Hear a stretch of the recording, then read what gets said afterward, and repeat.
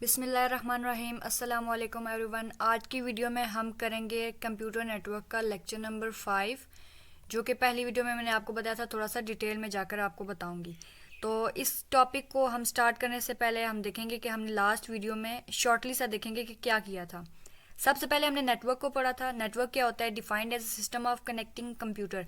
बहुत सारे कंप्यूटर को एक ट्रांसमिशन टेक्नोलॉजी के साथ जोड़ दो तो उसको नेटवर्क बोलते हैं। उसकी क्लासिफिकेशन क्या थी? साइज के ज़रिए उसको किया जाता है अलग। Connectivity bye medium and mobility, इसमें एक फिक्स थी और दूसरी में ख्याल में मोबिलिटी सिंपल वर्ड था। उसके बाद रिसोर्स शेयरिंग की हमने डेफिनेशन की थी। और नेक्स्ट जो है ARPA, आरपाई यानी कि एडवांस्ड रिसर्च प्रोजेक्ट एजेंसी, इसको पढ़ा था। और फर्स्ट नेटवर्क जो था उसका नाम क्या था? ARPANET। और उसके बाद जो इंटरनेट सारा इमर्ज किया गया था 1970s में किया गया था। दो तरह के हमने टूल पढ़े थे। पहला कौन सा था? पिंग। ये एक सिंपलिस्टिक सा टूल था, लेकिन इसके कुछ ड्रॉबैक्स भी थे। उसके बाद हमने पढ़ा था ट्रेस राउट, जो कि क्या करता है, डिटेल में किसी चीज़ को यूज़ करने के लिए इस्तेमाल किया जाता है। उसके बाद नेटवर्क सिस्टम को पढ़ा था, यानी कि पैकेट्स को पढ़ा था। बहुत बड़ा डाटा डिवाइड कर दिया जाए छोटे छोटे ब्लॉक्स और चंक्स में तो वो पैकेट्स बन जाते हैं। और उसके बाद अगर हम डाटा को पैकेट्स में यूज़ कर रहे हैं ना, तो उससे क्या होगा? No computer experiences are long delay, यानी कि वो ज़्यादा वेट नहीं करेंगे। उसके बाद dividing data into small packets allow time division. जब आप पैकेट को डिवाइड कर रहे हो तो वो टाइम को भी डिवाइड कर देगा। किसकी मदद से? मल्टीप्लेक्सिंग की मदद से। और ये जितनी भी लाइंस हैं ये सारी इंपॉर्टेंट है, लिहाजा इनको गौर से सुने आप लोग। और फ्रेम, उसके बाद हमने फ्रेम और हार्डवेयर फ्रेम के बारे में पढ़ा था। फ्रेम क्या होता है? मुख्तलिफ तरह की जो डाटा है उसको सेटल डाउन करने को बोलते हैं, फ्रेमिंग करना। और डाटा कौन सा होता है? 0 और 1 की फॉर्म में होता है। अच्छा, उसके बाद इसके डिसएडवांटेजेस कौन से थे? EOT एंड SOH, ये दो मेजर डिसएडवांटेजेस हैं जो कि आपको एग्जाम में भी देखने को मिलेंगे। और थर्ड वाला था बैड फ्रेम इज डिस्कार्डेड। उसके बाद डाटा स्टफिंग, ये इनके लेक्चर नंबर 5 में हमने डाटा स्टफिंग को देखा है। तो यहाँ से मैं आपको इस डेफिनेशन को बताऊँ, ये मैंने इंटरनेट से कॉपी की है, ठीक है। तो data stuffing is a process of inserting non informational bit into the data to be transferred, यानी कि वो वाली बिट या डाटा एंटर कर देना जो कि नॉन इंफॉर्मेशनल है। किस चीज़ के लिए? उस फ्रेम को बैलेंस रखने के लिए।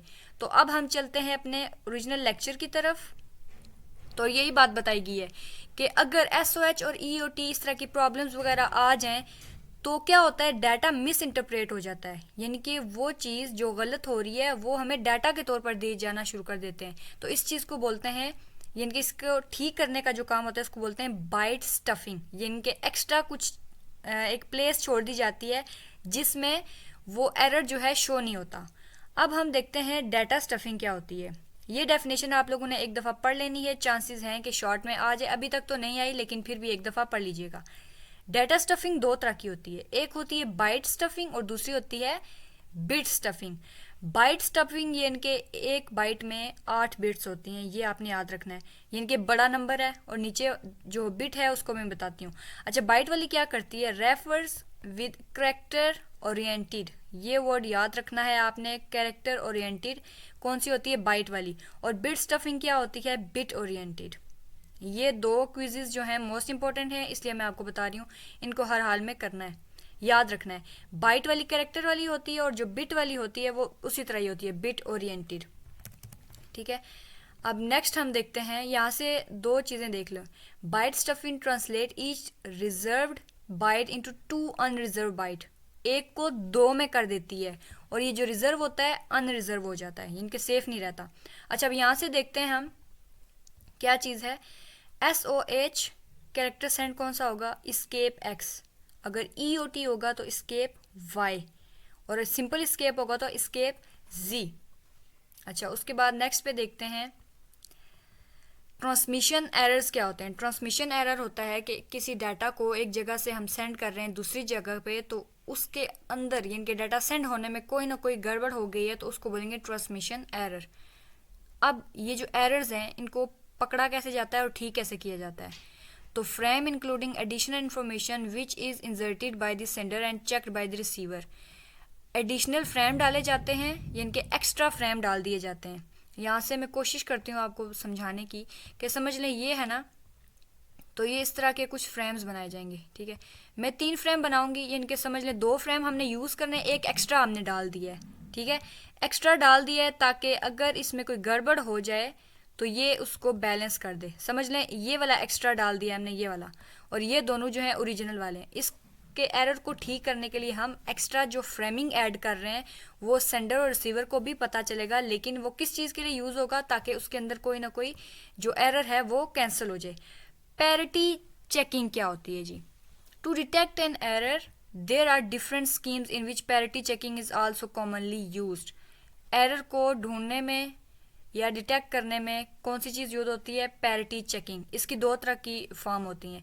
सबसे पहली होती है इवन और दूसरी होती है ऑड। इवन वाली में क्या होता है? In the even parity number of ones in data should be in even number. यानी कि यहाँ से मैं आपको बताती हूँ, समझ लें पैरिटी चेकिंग करनी है ना, तो ये जो 1 1 है ना, ये इस तरह हो, इवन नंबर में हो, ठीक है। यानी कि सिंगल 1 इस तरह ना हो, 1 1 जो है इवन नंबर में हो। और वाली है ऑड पैरिटी बिट। इसमें क्या होगा? Number of bits should be an odd number.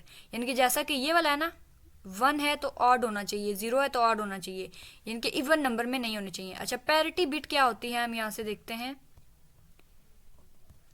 Parity bit is an extra bit transmitted with data item chosen to give the resulting bit even or odd। Parity bit वो भी होती है जो extra bit डाली जाती है पता करने के लिए कि ये रिजल्टिंग जो बिट आ रही है ये इवन है या ऑड है। यानी कि एक्स्ट्रा बिट इवन और ऑड को मालूम करने के लिए जो डाली जाती है, ये उसकी डेफिनेशन है, एज इट इज़ याद रखनी है। टॉपिक आता है limitation of parity checking. Parity checking कैसे की जाती है, ये आपने यहाँ से यहाँ तक ये जितना भी हाईलाइटेड है इसको रीड करना है, ज़्यादा मुश्किल नहीं है, ठीक है, समझ आ जाएगा। अब यहाँ पर ये बता रहे हैं even number of bit have been change due to the noise, so parity checking can not detect this error. यानी कि जो इवन नंबर होता है पैरिटी की वजह से, यानी कि नॉइज़ की वजह से, ये आपका रीज़न बन सकता है, आपसे पूछ सकते हैं कि ये नॉइज़ क्यों होता है, ठीक है, या पैरिटी जो नंबर है वो कैसे चेंज होता है? नॉइज़ की वजह से। तो इस एरर को जो है ये पैरिटी चेक नहीं कर सकती, ठीक है, ये सिर्फ बिट एरर को मालूम करती है। पैरिटी की डेफिनेशन में अगर पूछ सकते हैं ना ड्रॉबैक क्या है, तो आप क्या होगा, सिर्फ बिट एरर को पकड़ती है, इवन ऑड इस तरह की कोई चीज़ें नहीं हमें खास बता सकती। अच्छा, अल्टरनेटिव क्या होता है? Alternative error detection mechanism have been introduced. The mechanism differ from each other by following respect। अब ये 3 चीज़ें हैं जिसकी वजह से जो चेंज है हमें पता है, साइज, उसके बाद कंप्यूटेशनल कॉम्प्लेक्सिटी, यानी कि उसमें कौन कौन से प्रॉब्लम्स है, ओवरहेड है, the number of bit error that can be detected, यानी कि कितने एरर्स को फाइंड कर सकते हैं। नेक्स्ट जो टॉपिक आता है द मोस्ट इम्पोर्टेंट, इसको आपने लाजमी करना है, रीडिंग तो इसकी हर हाल में करनी है। चेकिज्म क्या होता है? Second procedure use to detect error. पहले वाला पैरिटी वाला था ना, अब दूसरा चेकिज्म है। तो इसमें क्या होता है? Data is treated as sequence of integers and their arithmetic sum. ये जो लाइन है ये आपके क्विज में कई दफ़ा आ चुकी है। अर्थमेटिक ज़्यादातर जो है ये ब्लैंक में आता है, इसको अच्छे से कर लें। इसमें क्या होता है? इंटीजर्स को सीक्वेंस में रखा जाता है और उनको प्लस कर दिया जाता है। इस computed and the carry bit are added to the final sum. जो कैरी बिट होती है, इनके एक्स्ट्रा बिट जो एंड पे आती है कैरी वाली, उसे फाइनल सम में ऐड कर दिया जाता है। ये बार बार बता रही हूँ, याद रखना है, ठीक है। इंटीजर सीक्वेंस में होंगे, उनको प्लस करेंगे और आखिर में जो फाइनल बिट आएगी, यानी कि ऊपर कैरी आएगा, उसको फाइनल आंसर के अंदर डाला जाएगा। अगला टॉपिक आता है cyclic redundancy check, CRC। The most important आपका क्विज आ गया है जी, इसको लाजमी करना है आपने। इस क्विज में क्या होता है कि यानी कि शॉर्ट क्वेश्चन भी आ जाता है और क्विज भी आ जाता है। CRC की फुल फॉर्म बताएं या फिर इसकी वर्किंग वगैरह या इसके जो कोई शॉर्ट में आता है, जितने भी पॉइंट्स बनते हैं वो सारे आ जाएं। आगे हम करेंगे तो आपको पता चलेगा। To enable a network system to detect move error, move करने वाले एरर को पकड़ने के लिए without increasing the amount of information in each packet and other more successful approach is made which is called CRC। ऊपर हमने पहले कौन सी देखी थी? चेकिज्म। उसके बाद पैरिटी वाली देखी है, पैरिटी बिट और चेकिज्म दूसरी, और तीसरी कौन सी आ गई? CRC। ये भी क्या करती है? एरर को फाइंड आउट करने में हेल्प करती है।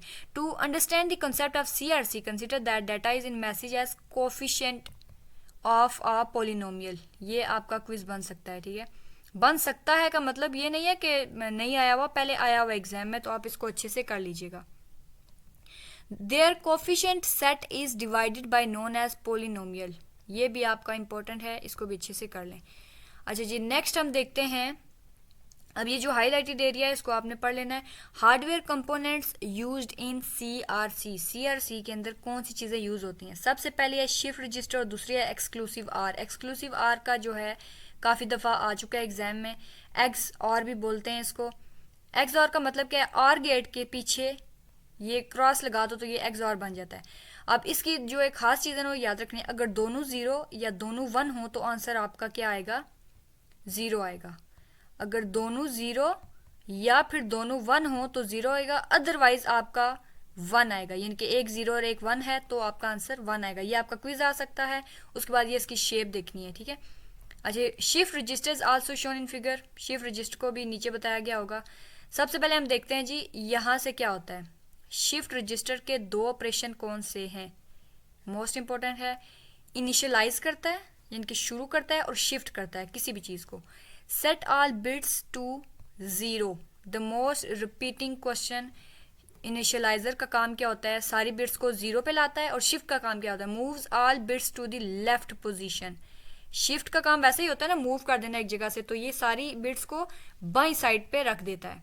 अब ये देखें, ये शिफ्ट रजिस्टर का काम बताया गया, यानी कि ये जितनी भी बिट्स हैं इनको इधर इस साइड पे, लेफ्ट वाली साइड पे मूव ऑन करवाना शुरू कर देगा। और मेरे ख्याल में लेक्चर ख़त्म हो गया है। उम्मीद करती हूँ लेक्चर की अच्छे से समझ आई होगी। I tried my best. Video को लाइक करना मत भूलिएगा और शेयर लाजमी करिएगा अपने फ्रेंड्स को जो आपके यूनी के ग्रुप्स हैं कंप्यूटर साइंसेस के। मिलते हैं नेक्स्ट पार्ट में। रखिएगा अपना बहुत सारा ख्याल। अल्लाह हाफिज़।